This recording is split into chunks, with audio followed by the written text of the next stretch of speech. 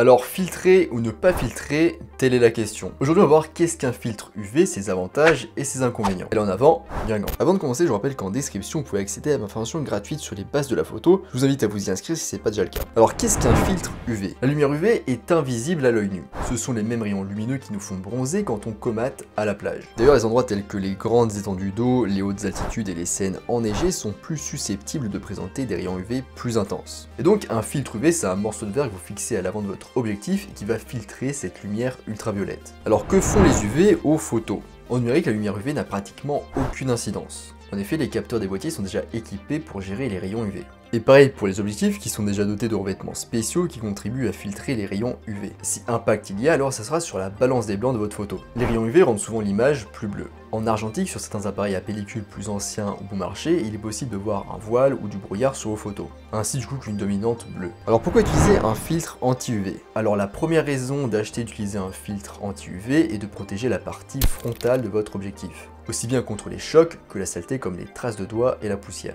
Vous aussi vous retrouvez dans un environnement hostile où de la saleté tente de s'infiltrer dans votre objectif ou de l'eau peut éclabousser l'avant de votre objectif. Et de manière générale, il est plus facile de nettoyer un filtre UV que le verre de l'objectif. Et pour les plus baroudeurs d'entre vous, il y a aussi le risque que votre objectif soit rayé.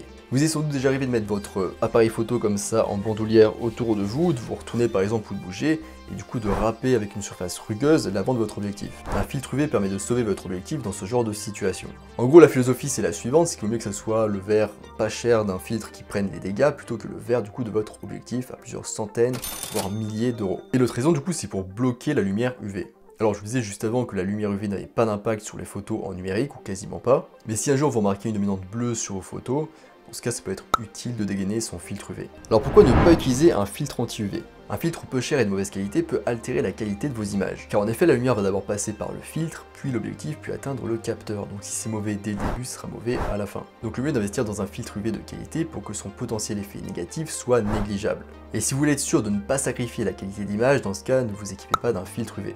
Ensuite, l'utilisation d'un filtre UV peut provoquer des images fantômes. Et ce phénomène, il se produit généralement lors de la prise de vue nocturne, lorsque des lumières vives sont présentes dans la scène que vous photographiez. En gros, la lumière va rebondir sur le capteur, puis sur le fil, puis de nouveau sur le capteur, ce qui va créer différents reflets. Et du coup des images fantômes.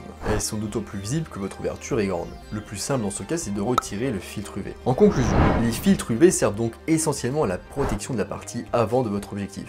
Si vous n'avez pas votre balai avec un cache d'objectif et que vous êtes un petit peu un baroudeur, dans ce cas ça peut être une option intéressante pour vous. Et même si une perte de qualité peut se faire ressentir, elle restera toujours minime. Surtout si vous investissez dans un filtre UV de qualité qui reste tout de même peu cher. Il vaut mieux avoir à remplacer des filtres bon marché que des objectifs coûteux.